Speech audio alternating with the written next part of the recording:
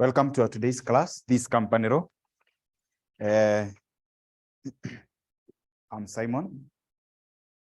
We shall be taking the fourth topic, topic 4, that is shares. For those who are joining us for the first time, you are not very much left behind. You're just left with only 3 topics. That is the nature, purpose, and classification of companies. Number 2, there is the issue to do with what? There is the issue to do with formation of companies. Number 3, there is this issue of membership of companies, is it? Yes, whereby we finalized yesterday with the issue to do with the minority protection rule on both the common law and under the statute, is it? Yes. So in our today's class, we shall be brief, specific, to the point. I know this is not a new term to you, is it? Shares. Is it new to you? I believe it's not new to you, is it? You have ever heard of it, is it? And probably some of you here knows or have some shares in some body corporate, is it? What are shares generally?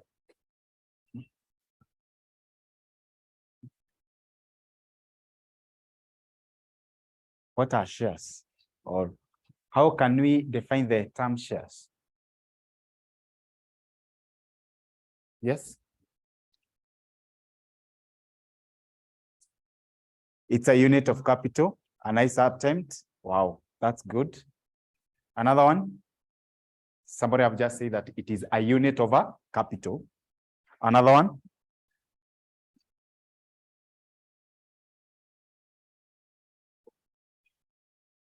Actually, generally, that's all about the company shares. That we usually say that the capital of a company, it have been divided into small units, known as what? Known as shares. And some of the characteristics of the shares that we shall be discussing today is that, such as the issue to do with that, that it gives a member primary and secondary rights. Primary rights to vote, right to dividend. Secondary, such as right to attend the general meeting, right to speak into the general meeting. They are movable. They are movable properties, because I can remember when we were differentiating between the public limited company and private limited company. One of the points that we gave here was that in the public limited company, that there is free transfer of shares, whereby onto the private companies, we say that there is restriction of the transfer of shares. There is restriction, but no prohibition. There is a difference between restriction and prohibition. Then another characteristics of shares that we shall be talking about is that it is a measure of what? It is a measure of the members' liability to the company. Because I can remember very well when we are talking about the limited liability companies, there is limited by guarantee and limited by shares. And when you're talking about the limited by shares, we say that they are limited to the amount of shares not yet paid up. So shares, one of the characteristics that we shall be talking about here is that the shares here, they can be a measure of the members' liability to the company. Another thing is that the shares, or another characteristic that we shall be looking for today, is that the shares can be regarded as or it can be a measure of interest of a member to the company. How? Because you shall find that it's through the number of shares that you will earn dividends, is it? So it's through the shares whereby now you can come up to a conclusion the amount of dividend that an individual or an individual receives, is it? And which are the types of shares do you know? Which are some of the types of shares do you know? Preference share, that's true. Another one? Some of you even have shares, wherever you are, is it? Yes. We have preference shares, another one. Ordinary shares, another one. Yes. Yes. Yes. Cumulative. Yes. Cumulative preference shares. It's a type of what? Preference shares, is it?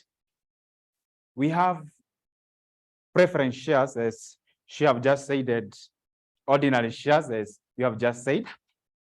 Then we have the founders. We say that one of the ways of remunerating the promoters is they can be appointed as the first director. They can sell their personal property to the company at a profit, so long as they will disclose it.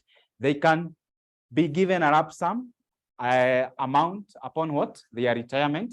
They can do what? They can earn some commission upon facilitating any transaction with a third party, is it? Also, we added that they can be given what?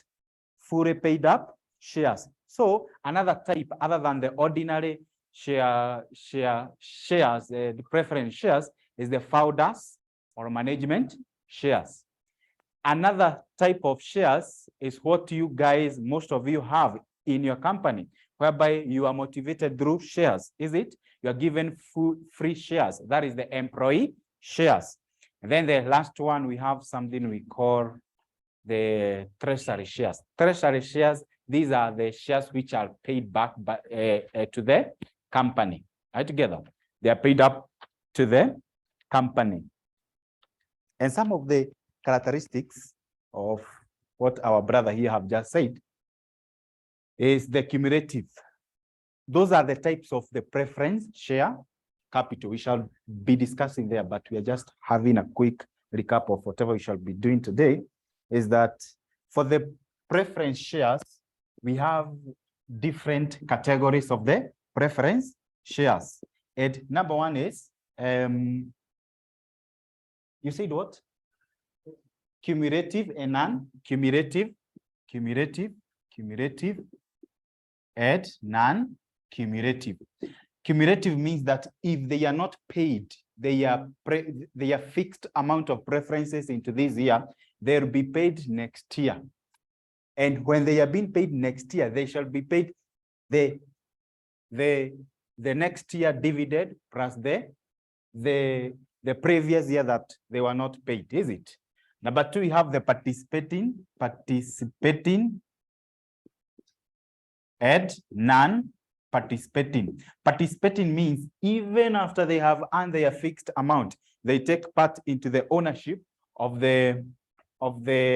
or even after earning their dividend, their fixed dividend, they will take part into the earning of the dividends that the ordinary shareholders have. Are you together? They will be part of the participating earners. The other one, we have redeemable,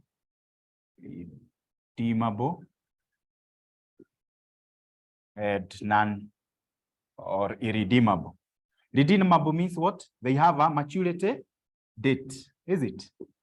For those who are doing FM, irredeemable, this is where you calculate you to maturity, is it? You to maturity. Lastly, we have the convertible versus or non-convertible. When you're talking about convertible, is that these preference shares, they can be divided or they can be converted into other securities, such as the ordinary share and other securities, such as the debentures, or even sometimes they can be converted into the creditor. So generally, that's what we shall be talking about. So let's write shares. Any question? Anyone who is feeling that he or she have not understood anything? Whatever we shall be talking about today, we shall be so quick. So shares, you say they are capital, or the capital of a company is divided into certain divisible units called shares. So the capital of the company is divided into certain divisible units known as shares, is it? So they are units over, they are a unit of a company, is it? Generally, that's all about the definition part of the shares. Some of the characteristics of shares. Characteristics of shares. We have said that number one, it's a measure of a member's liability to the company. Measure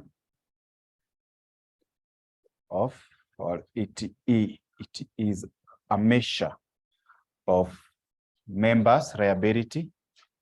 Members' liability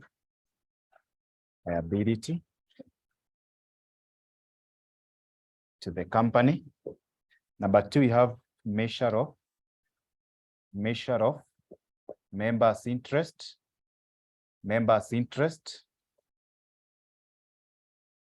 to the company. Number three, we have they are transferable property. As what we have just said, they are transferable. They are transferable property. Number four, you can say can be used as a security. Can be used as a security. Number five, we have said what? We have said about the provide rights to the members, both primary and secondary. Provides rights to the members. Both primary and secondary. Both primary and secondary. Number six.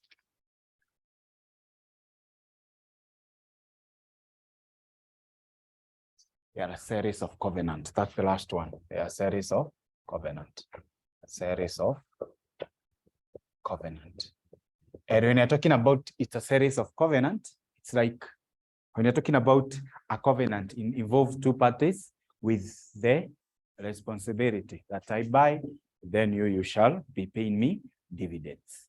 And that's it about the characteristics of the shares. I've talked about it's a measures of a member's liability to the company. Number two, we have said that it is a measure of the members' interest to the company. Number three is that they are a transferable property and can be used as a security, then provide the rights to the members, both primary and secondary. Then lastly, they are series of covenant. Which are these primary rights are we talking about? Primary rights. Primary rights. And the primary rights include right to vote. Right to vote, is it? That is during the general meeting, is it? Number two, we have right to dividend, or right to earn dividend. Number three, we have a right to return on capital in the event of winding up. Right to return on capital on the event of winding up. Lastly, number four, we have the right to attend the annual general meeting. Right to attend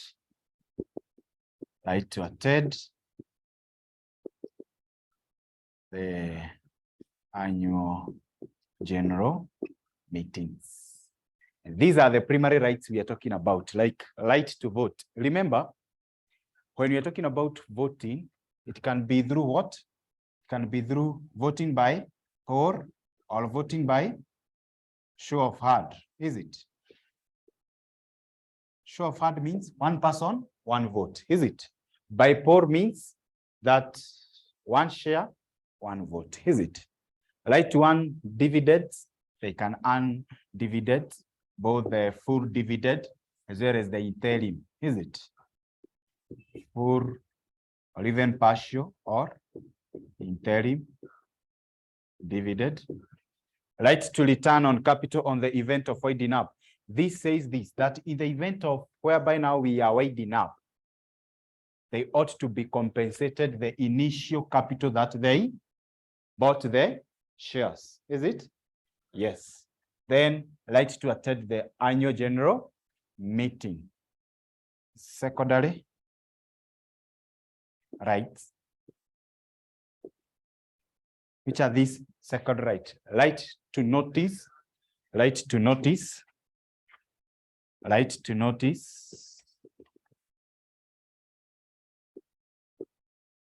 notice of general meeting, right to speak, right to speak, the general meeting with the consent of the chairman. Then the next one, number 3, you have the right to inspect the register of members, right to inspect, the register of members,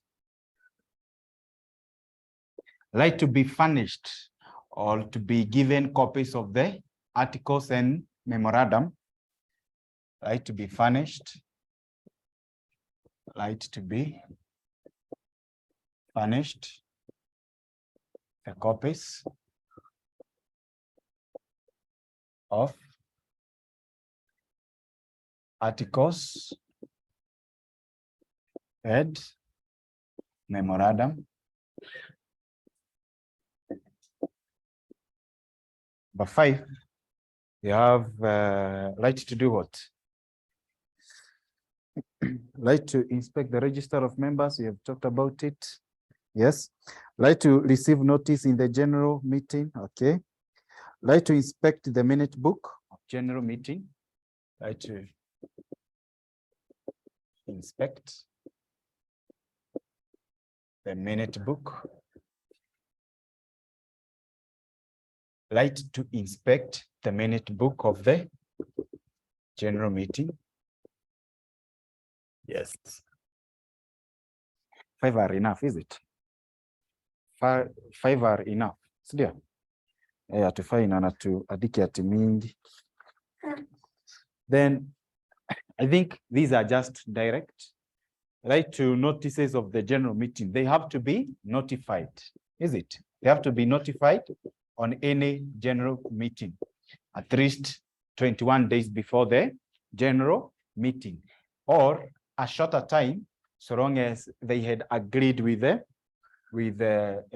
through an ordinary resolution. Right to speak in the general meeting with the consent of the chairman. He should first of all have the approval of the chairman, so as he or she can speak. Then right to inspect the register of members. We said this is one of the public documents that it should be available. The right to be furnished. Furnished is to be given, is it? To be given the copies of the articles and the memorandum. Then right to inspect the minute book of the general meeting. Then the next thing that we shall be talking about is class, all types of shares. Number 1, we have ordinary shares.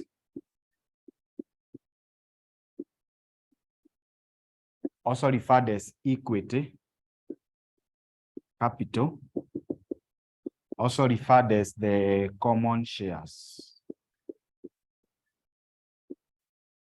So we have the preference shares,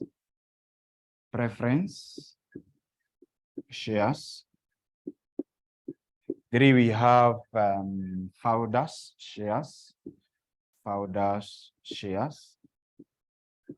or management shares, or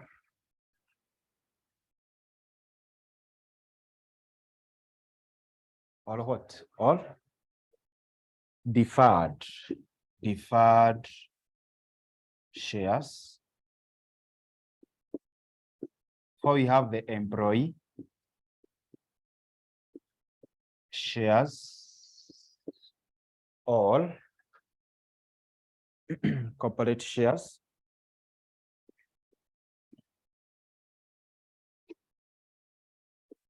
Number 5, we have the treasury shares. These are the class or the types of the shares that we have. That is the ordinary shares or equity capital or common shares. Number 2, we have the issue to do with the preference shares. Number 3, we have the founders shares or the management or the deferred shares. 4, we have the employee shares or corporate shares. And lastly, we have the treasury shares. Is it? Let's start with ordinary shares. Realize something small about it. You see? We say they are the owners of the company. They are the owners of the company. They have voting rights. They have voting rights. They are paid last. They are paid last after the other class of shares.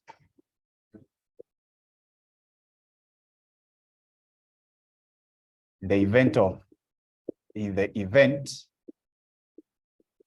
winding up,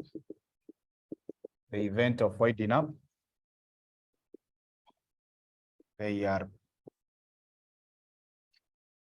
paid the residue, after the payment of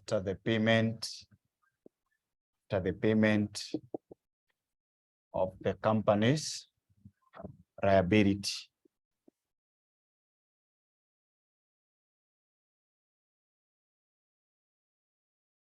These are the ordinary shares that they are the owners of the company. Then they have voting rights.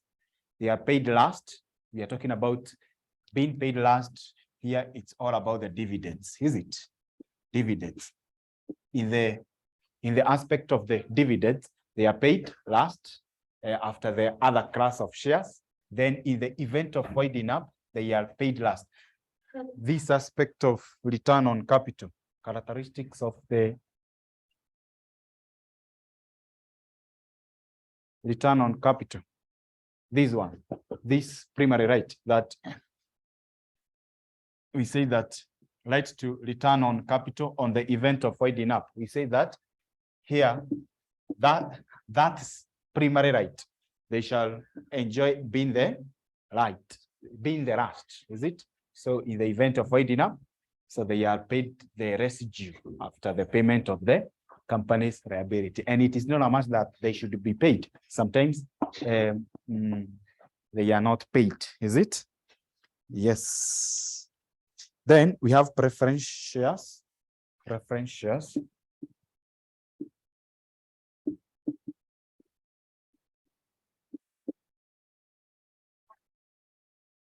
They have preferential rights. They have preferential rights. They have a fixed rate of earning dividends. That's why in FA or in the financial accounting journey or FRA or FM, when we are drawing that balance sheet, there whereby we write the equity and capital or after the capital employed, we write such as 7% preference shares. So they have a fixed rate of return, is it? Then the next one is that they have no voting rights. They have no voting rights. They have no voting rights. Also, another characteristics of them is that in the event of winding up, they are paid first. In the event of winding up, they are paid.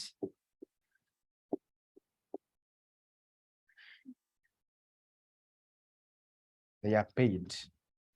To bracket return on capital. Return on capital. They are paid first.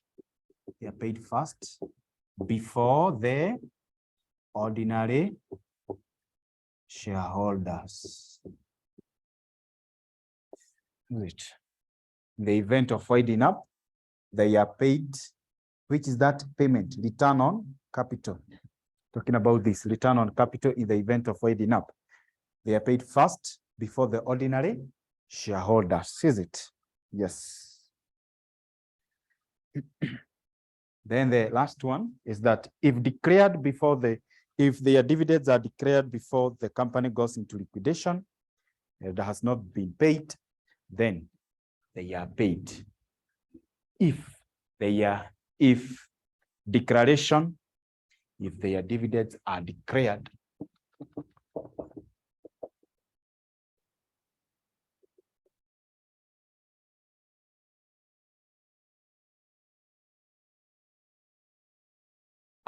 before the company goes into liquidation,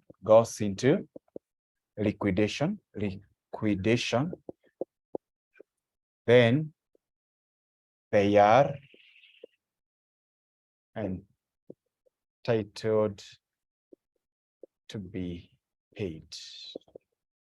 Just as a matter of reminder, remember that dividends are recommended by directors and declared by shareholders or by members, the GM. Just as a matter of reminder, or what we shall be saying, that the dividend cannot be declared above what have been recommended, is it? Dividends can't be declared above what have been recommended by the directors. So we as the shareholders or the members of these companies during the general meeting, we cannot declare a dividend which is above the declared. In all of those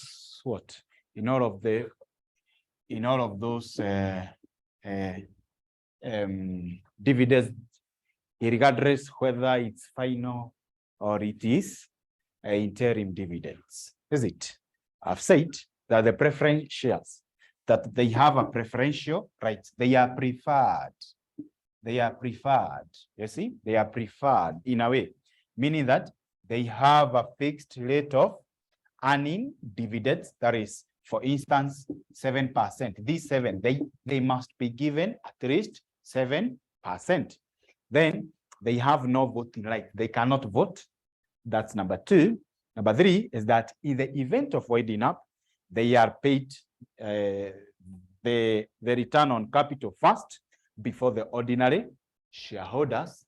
Then if their dividends are declared before the company goes into liquidation, then they are entitled to be paid. Note this, note this, that dividends are recommended by the directors through the directors meeting or through the board of directors meeting. Is it? Yes. And it's declared by the members in the general meeting, meaning that the dividends are first recommended before they are declared. Is it? Yes. A dividend cannot be declared above what have been recommended by the directors. Classification of preference shares. Classification of preference shares. You have the following. Number one, you have participating,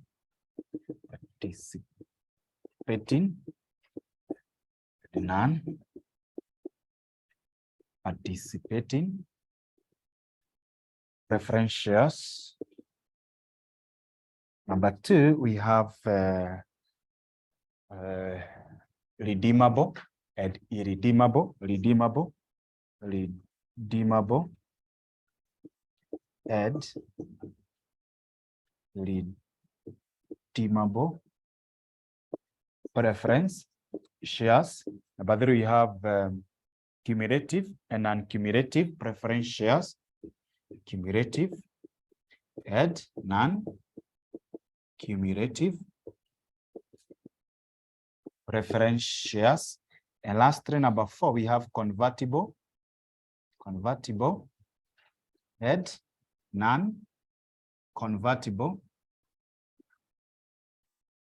preference shares. These are the classification of the preference shares that we have. Said we have the participating and non-participating preference shares. Just a reminder of what we said, that for the participating, even after earning their fixed dividend, there will still be part and parcel of sharing with the ordinary shareholders, even on to the event of winding up the residue they will earn, whereby it's not in the non-cumulative. Redeemable, they have a maturity date. Irredeemable, they don't have a maturity date. Then cumulative,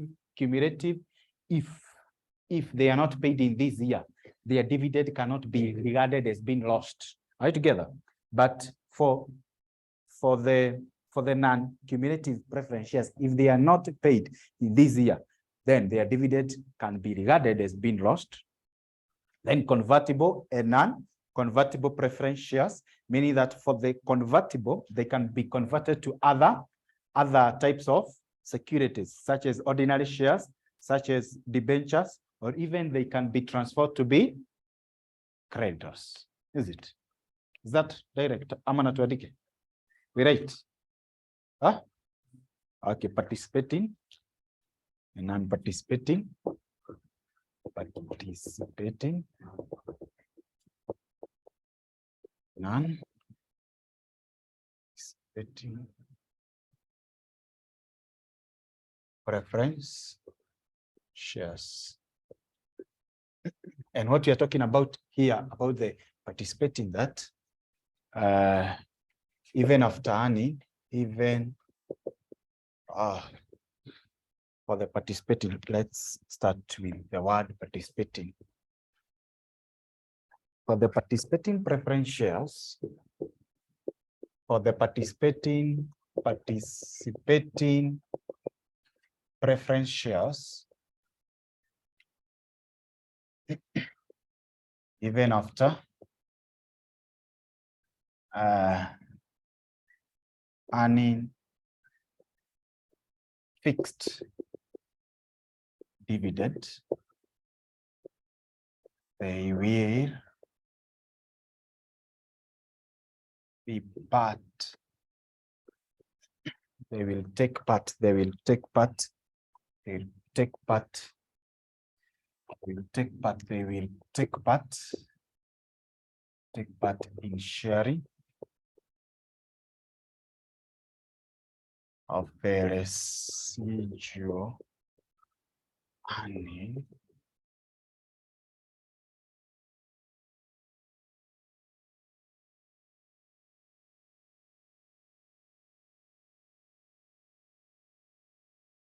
with the ordinary shareholders.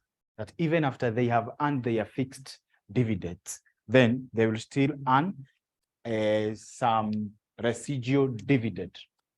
Residual earning as dividend. Residual earning as dividend. Residual earning as dividend.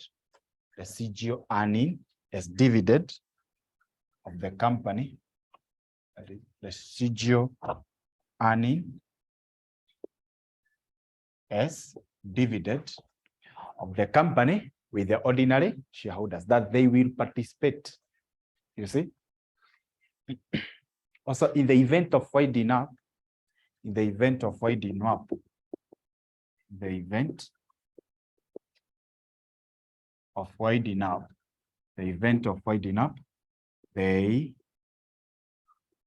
will participate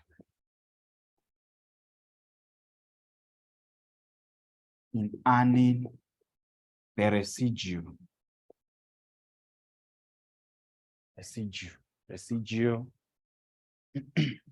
amount with the ordinary shareholders when the company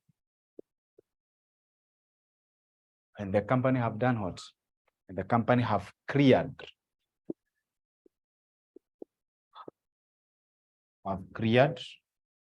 its liability. That even after when you are talking about the issue to do with the winding up, is that they will do what? They will participate in both the earning of the dividends as well as the return onto the capital or the residue that have been left in the event of winding up. Our honorary student, Kaidre,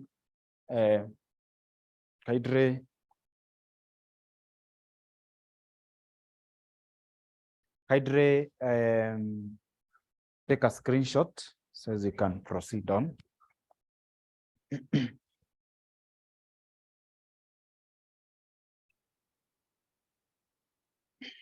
Is it clear? Is it clear? Yes, it's clear. It's clear. It's clear. It's clear. It's clear.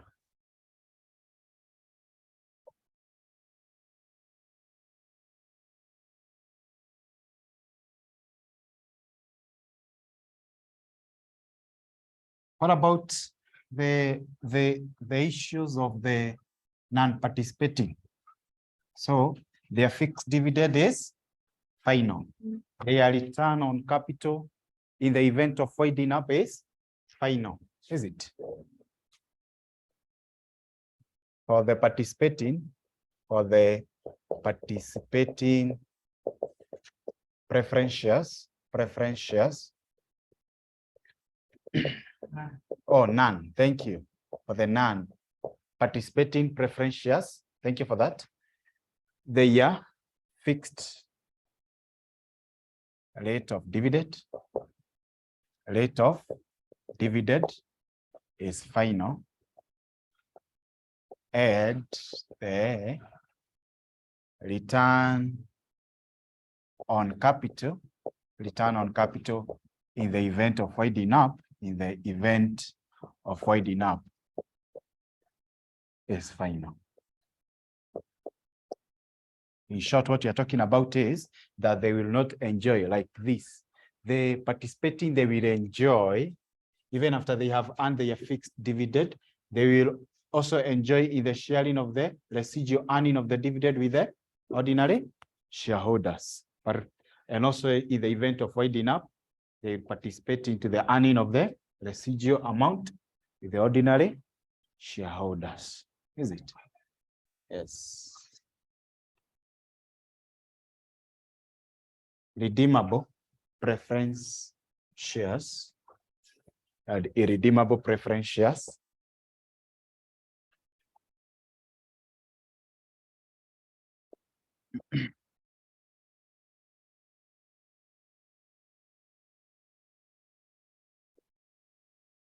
For the redeemable, they have a maturity date whereby the companies buys them back.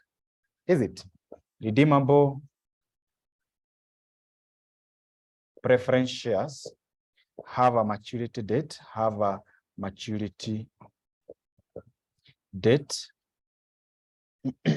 when the company will buy them back. And for those who are doing FM, there is a topic called cost of capital. Yes, cost of capital. And one thing that you shall be talking about is the preference. Actually, it is this. Shall be talking about the ordinary shares, preference shares, and the debentures. Is it? Naron. Is it? Yes. Ways of financing a company. And in here, for the redeemable preference shares, there's something called yield to maturity that you shall be talking about. Yield to maturity. Yield to maturity, or how much have we yielded before now the attainment of that, before we buy back that security. Then the next one, we have the irredeemable preference shares. Irredeemable preference shares. And for the irredeemable preference shares is that they have no maturity date, or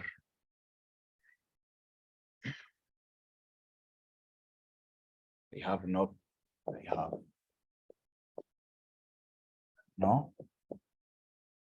maturity date. So they are perpetual in nature. They are perpetual in nature.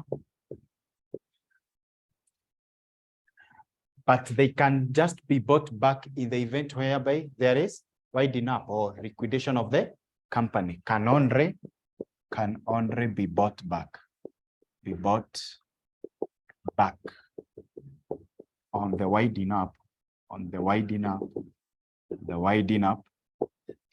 or liquidation of the company. That's all about the irredeemable preference shares. Another thing that the examiner usually likes to examine in here is the conditions of issue of the redeemable preference shares. Conditions of issuing redeemable preference shares. And the conditions, if the examiner will ever ask you about the conditions, kindly check whether these three fit. Are you together? There are some three conditions that you must always check. And the condition number one is that authorization by the article. Number two is passing of a resolution, be it special or ordinary. Remember, a special one, it's 75% support. Ordinary, it's just 50% plus one, is it?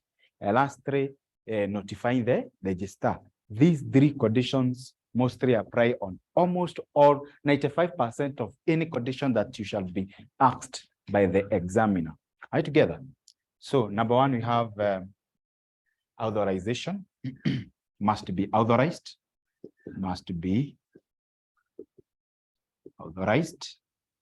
by the article.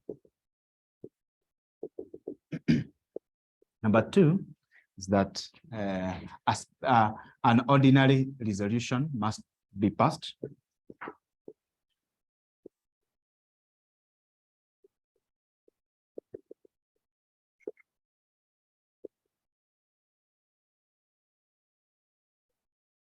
Number three, we must do what? Should we divide different classes? Yes. Yes. The company's capital must be divided into different types of shares. Company's capital should be divided into different, the company's capital should be divided into different types of shares. And you have said the types of shares: ordinary, preference, deferred, employee, as well as the treasury. Then the next condition, the issue must be disclosed into the prospectus. The issue must be contained in the prospectus. The issue must be contained into the prospectus. In short, what's a prospectus? That IPO or that advertisement in the IPO or the initial public offer, is it? Number 4, must be mentioned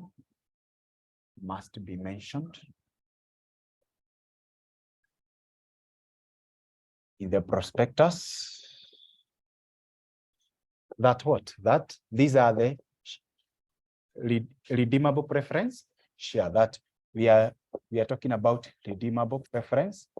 Yes, we must mention that in the prospectus that yes, this is an IPO, but this is an IPO of, or we are doing a public offer.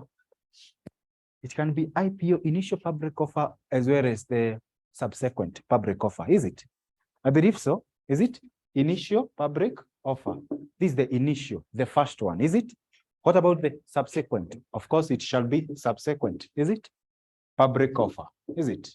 So the prospectus must contain and say that, yes, we are issuing these shares, but these shares are for the redeemable preference shares. And lastly, notifying the register of company.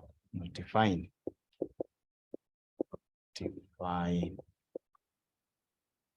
register of companies. Say that the issue of the redeemable preference shares must be authorized by the article. That's condition number 1. Condition number 2 is that an ordinary resolution must be passed. Condition number 3 is that company's capital should be divided into different types of shares, such that it's not just the issue of the redeemable preference shares. We should have other types, such as ordinary, such as the deferred, such as the cumulative, such as, you see, such. Then the prospectus must mention that this is a prospectus or this is a public offer that we are doing, but it pertains the redeemable preference shares. Then the next thing is we must notify the register of companies. What about when we are buying them or upon the payment? What about the issue to do with upon the payment? Upon the payment or condition to be satisfied or conditions upon payment of the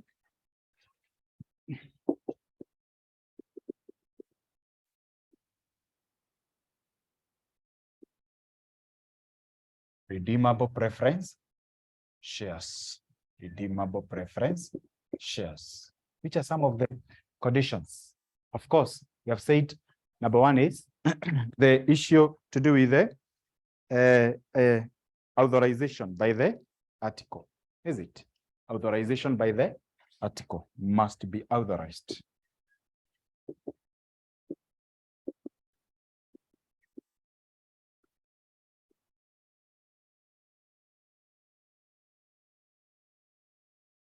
Must be authorized by the articles.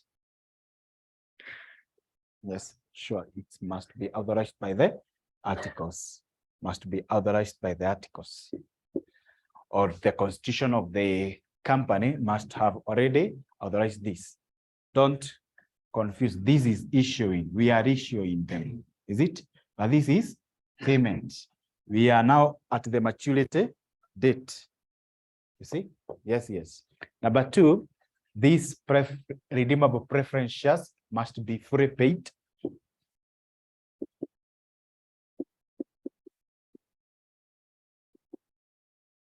Three is that the shares must be redeemed out of profit. they must be redeemed out of profit.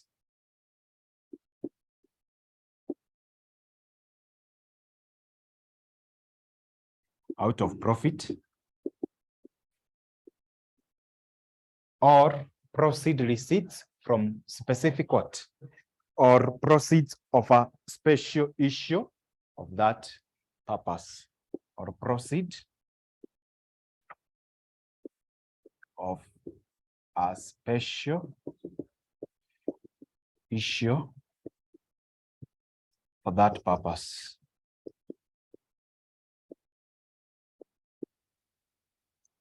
The next one, number 4, is that any premiums payable must be provided out of profit.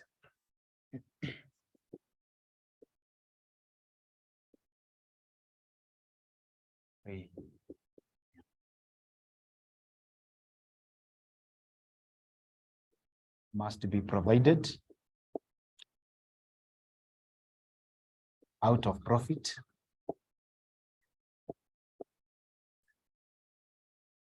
Five, we have the issue to do with in case we are now redeeming them on other mechanism other than out of profit or other than out of a proceed or a special proceed, we must create a CRRF. Do you remember the CRRF account? The capital, redemption, reserve, fund, is it?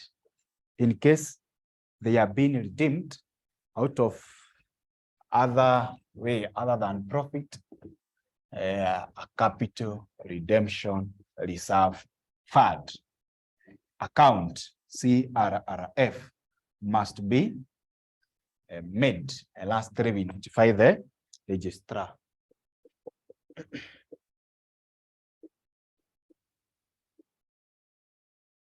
Redemption on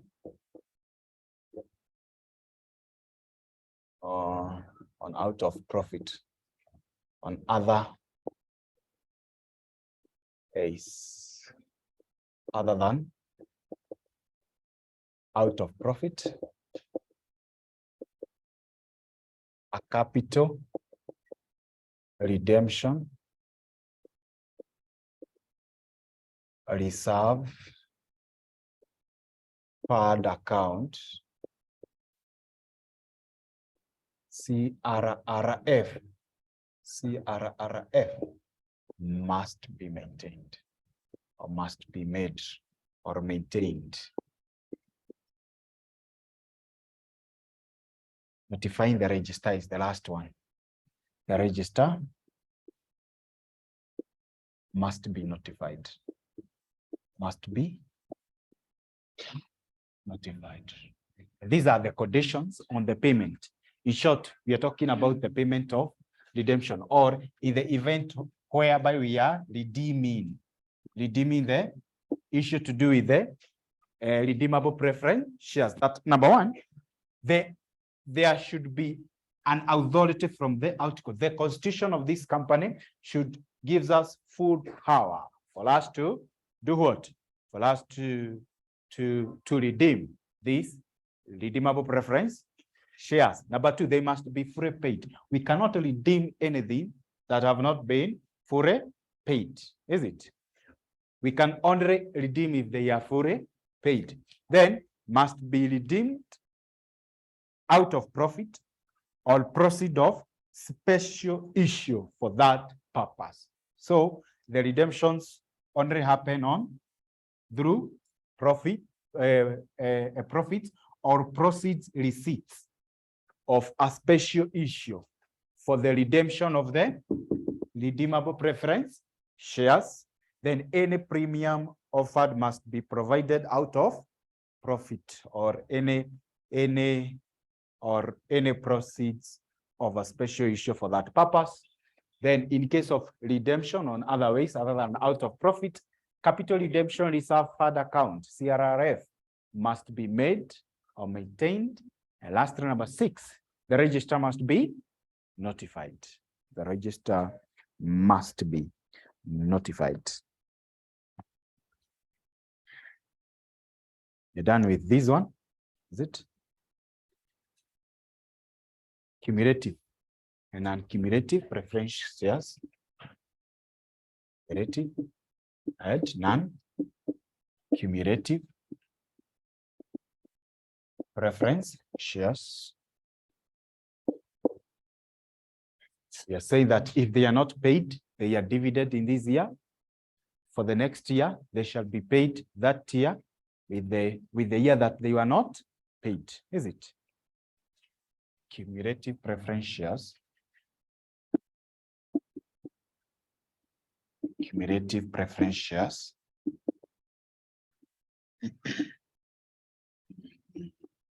When not paid, dividend on a particular year, dividend on a particular year, they are earning is not regarded to be lost,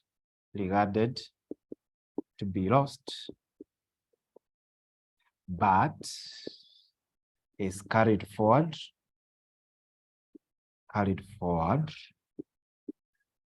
to the subsequent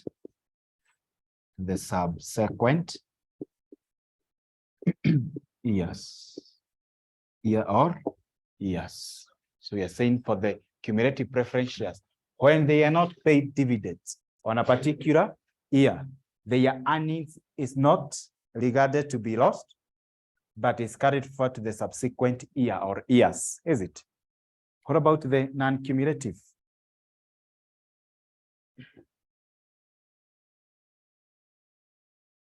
What about the issue to do with the non-cumulative preference shares? Non-cumulative preference shares. Non-cumulative preference shares. I say that if they are not paid their dividend in a particular year,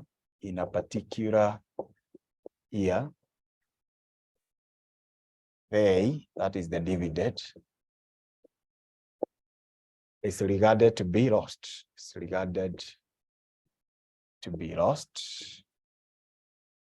It can't be carried forward. To the subsequent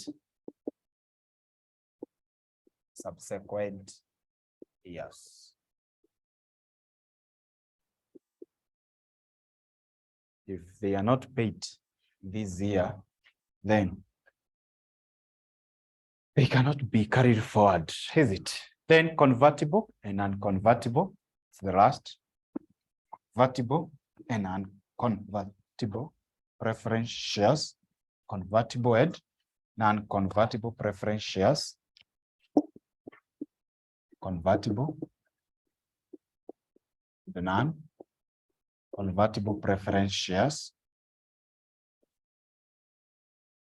Convertible preference shares can be converted.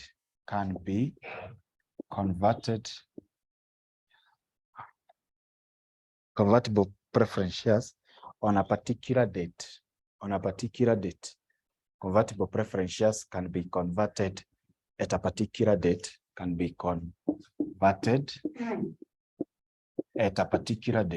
At a particular date into ordinary shares or to other securities, such as debentures, is it? Debentures. What about the non-convertible? Non-convertible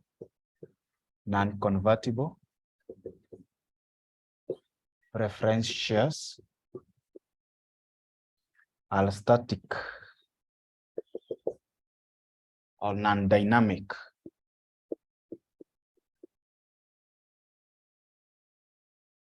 They can't change the form or can't change their form.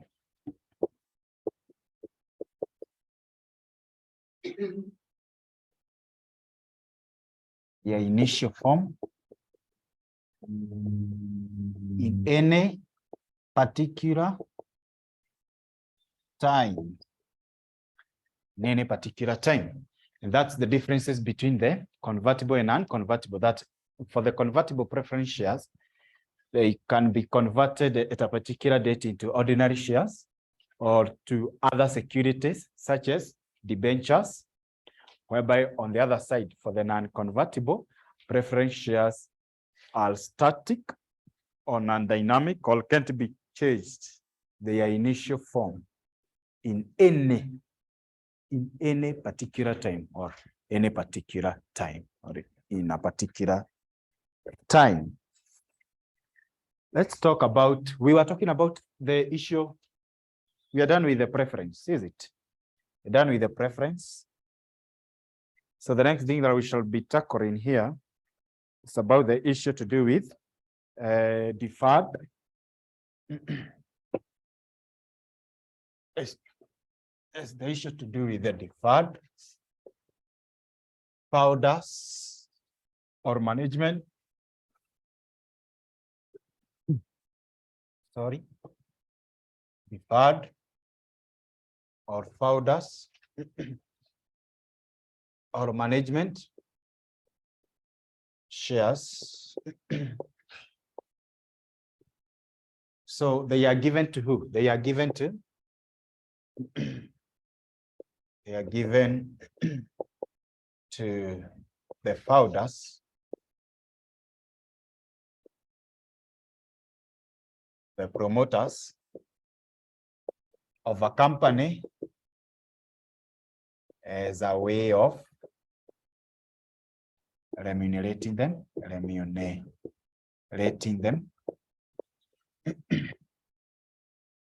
They have no voting rights. They have no voting rights. But they earn dividend. They earn dividend, rust after or other class of shares have and their dividends. That's all about the founders or management of the deferred shares that they are given to the founders or the promoters as a of a company as a way of remunerating them. Is it? They have no voting rights and they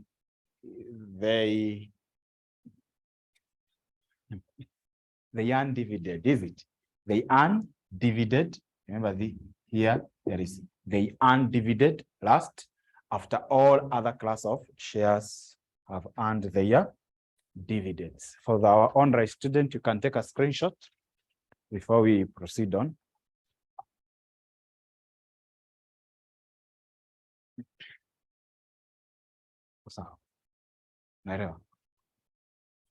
Yes. Questions time. Yes.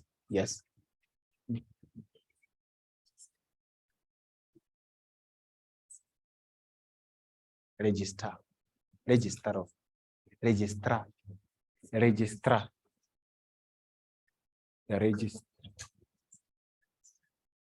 It is registrar. Yes. Remember, we are talking about the registrar. Is it? Registrar, not the register. The registrar of companies. The registrar of companies must be notified. Registrar. Actually, there is an R. Registrar. Is it? Yes. Thank you for that. Yes, thank you for that. Masoma.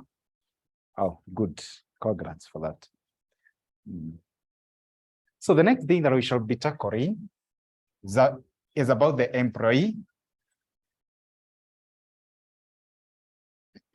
Remember when you're talking about the notifying the registrar. Remember it is registrar. The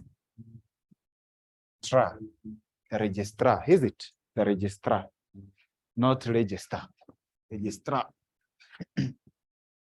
Make some correction there.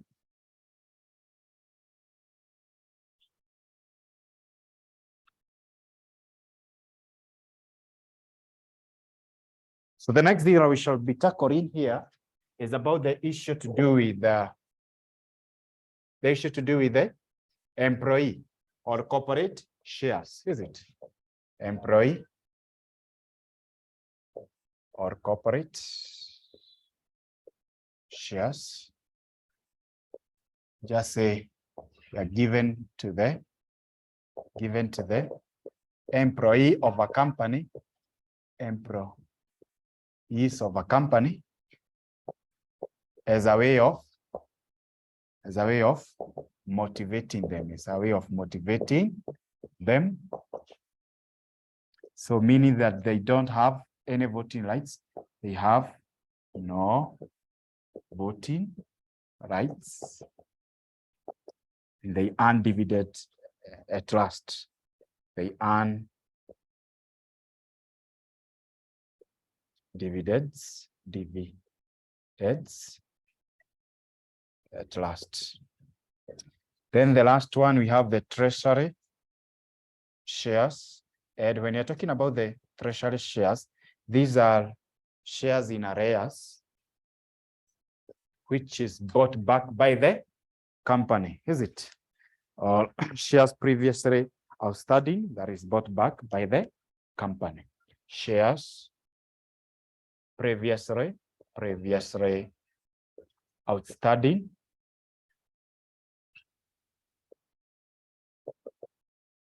that is bought back by the company. So they are shares in arrears. They are shares in arrears reacquired by the company or acquired by the company. Acquired by the company. So those are the employee or corporate shares are given to the employee of a company as a way of motivating them. You see? For those of you, or when you shall be in AFM, we shall be calculating more about this. The employees' shares, is it? Yes, it's direct. It's direct. So it's an easy task for you guys, I believe so. And they have no voting rights. Then they earn dividends at last. Those are the employee or the corporate shares. Then the treasury shares which were previously outstanding that is bought back by the company, or shares that are in arrears that is bought by the company. And those are the different types of the different types of the shares or the class of shares that we have.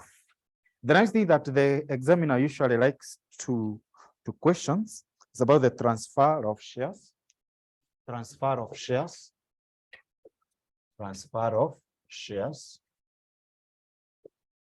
And another name of transfer of shares is a pass-on or shifting.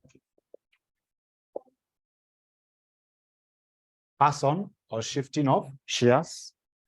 Yes. Or turnover or move.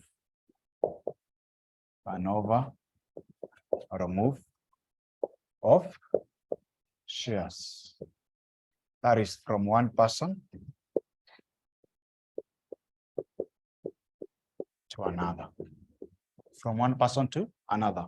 Remember, it can be either be partial or total transfer, is it? Can either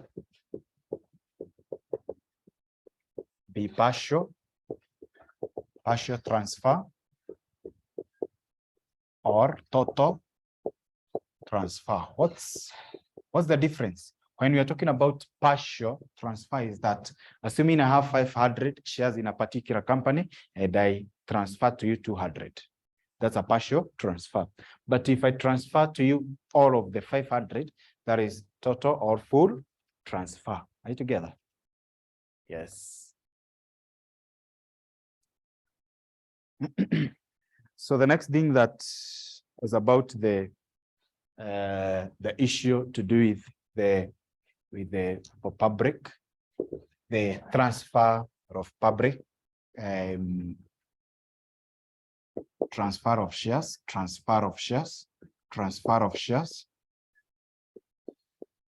on a public company. We say that we should say there is what? There is free what? There is free transfer, or there is freedom of transfer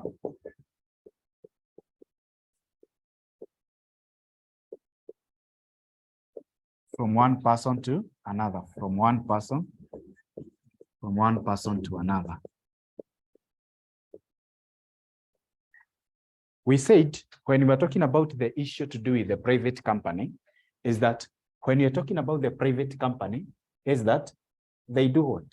They restrict the free transfer of shares, is it? And they restrict how? They restrict through something called preemption clause. Preemption clause means that before you transfer to other people, you should transfer it to the existing who? The existing members. So transfer of shares, a private company.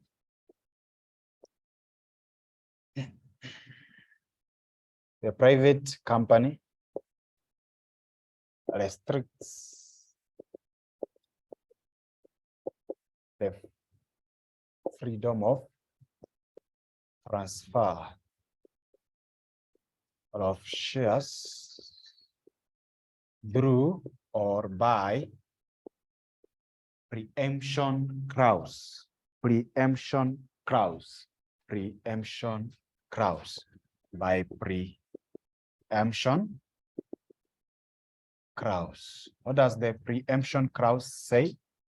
By the preemption clause, saying that before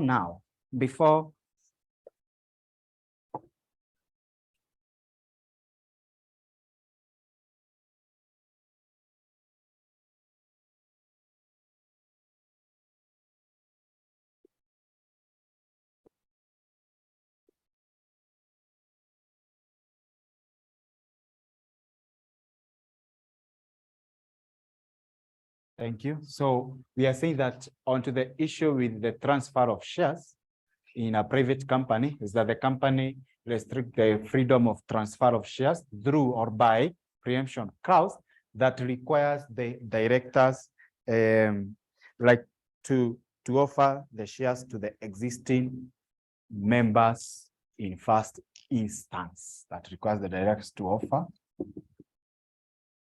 the shares, the shares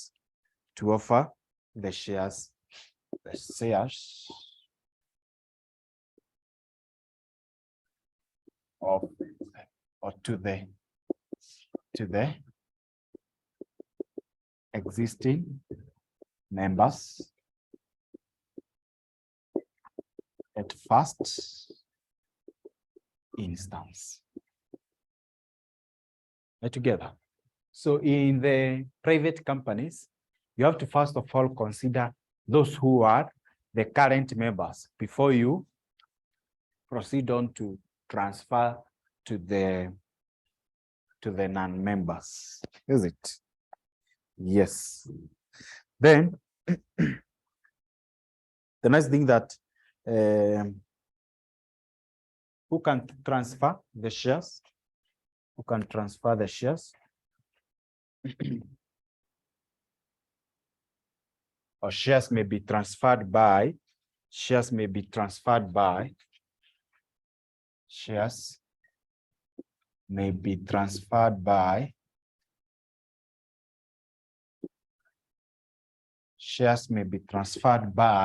number one, we have the registered holder, the registered holder, the registered holder. Number 2 is the personal representative upon the death of a member, personal representative.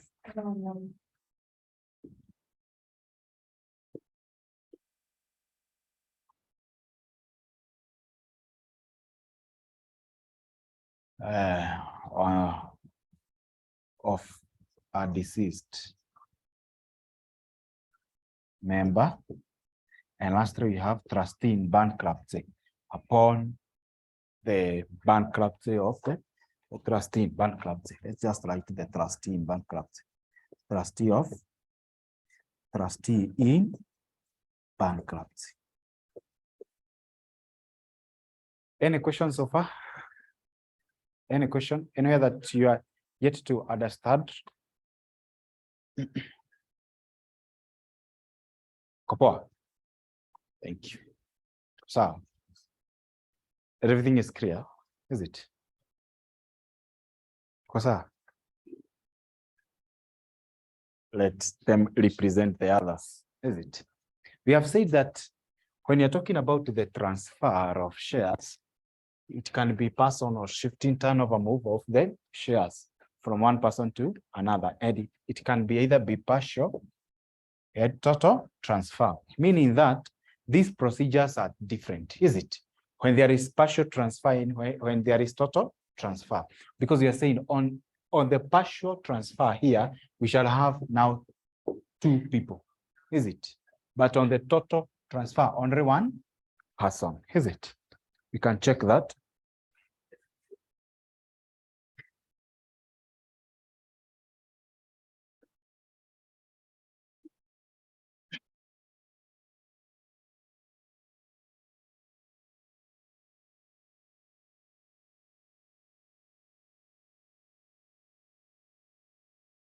Let's talk about the issue to do with procedure of transfer of shares. Procedure. Yeah. Procedure of transfer of shares. Procedure of transfer of shares.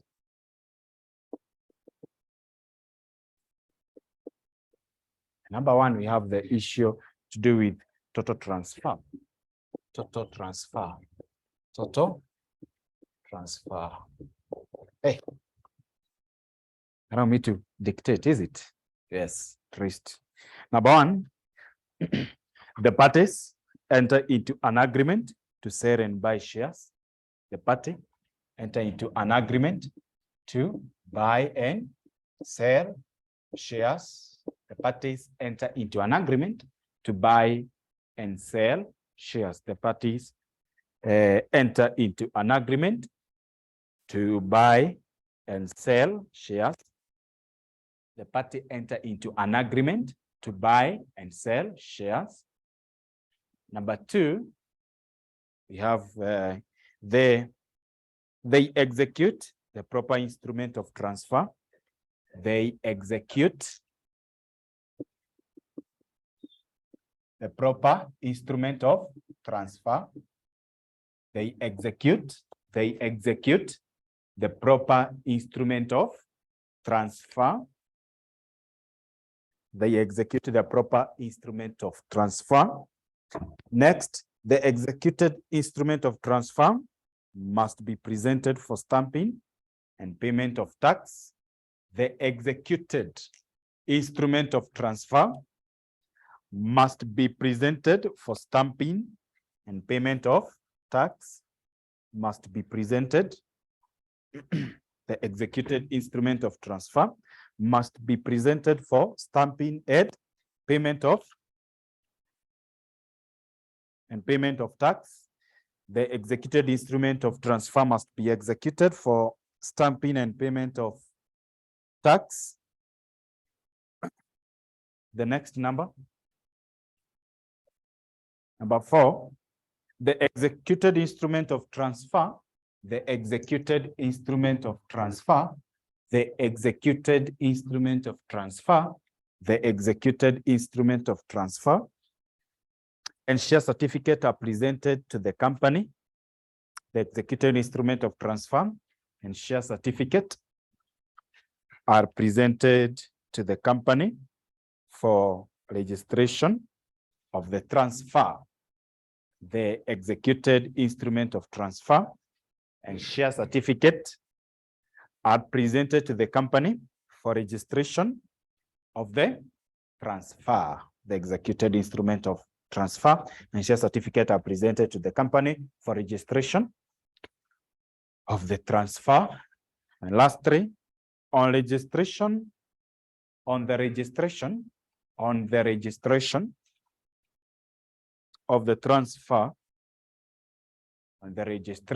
the transfer, the share certificate is cancelled. The share certificate is cancelled. The share certificate is cancelled. And another issued in the name of the transferred. On registration of the transfer of the share certificate, I've said that on the registration of the transfer of the share certificate is cancelled and another issued in the name of the transferred or the buyer in the name of the transferred or the buyer. Those are the procedure. Let's talk about the procedure whereby there is partial procedure, partial transfer, when there is partial transfer, which are the procedures to follow. Number one, procedure on partial transfer of shares. Partial transfer of shares. We have the following. Number one, you say the parties enter into an agreement to buy and sell shares.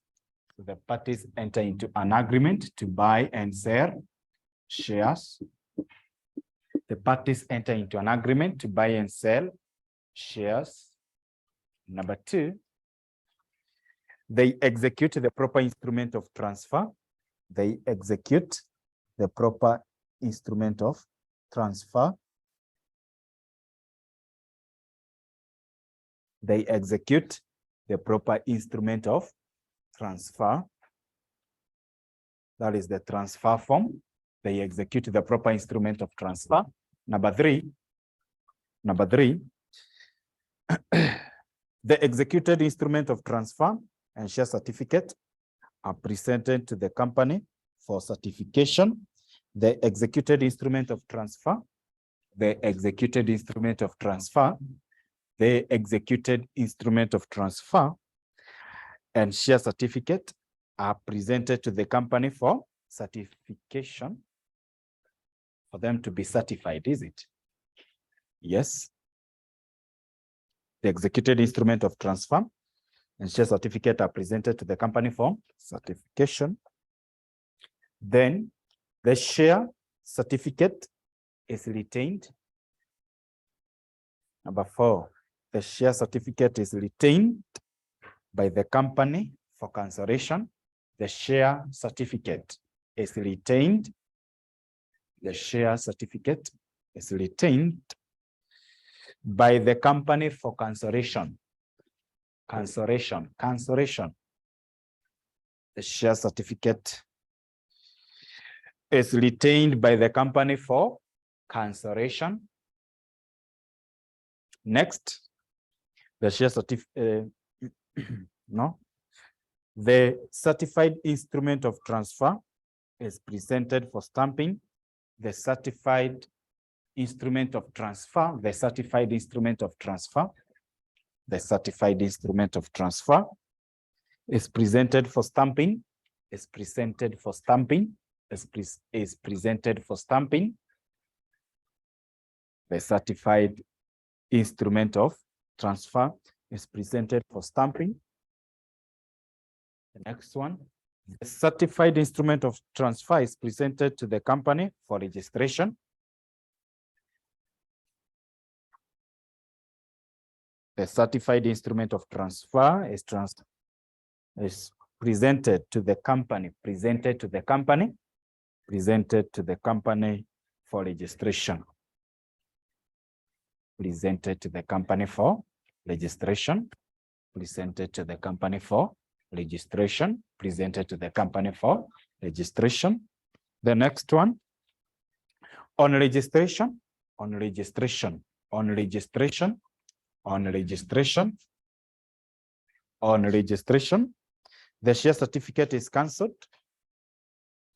The share certificate is cancelled on registration. The share certificate is cancelled. On registration, the share certificate is cancelled. Add a new, the share certificate is cancelled. Add two others are issued, and two others are issued. And two others are issued in the name of the transferred, in the transferor,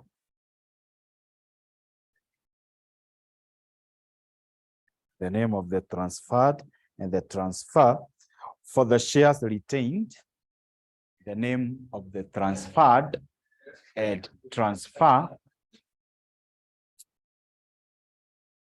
for the shares retained and acquired, for the shares retained and acquired respectively, for the shares retained and acquired respectively. And that's the procedure that is followed.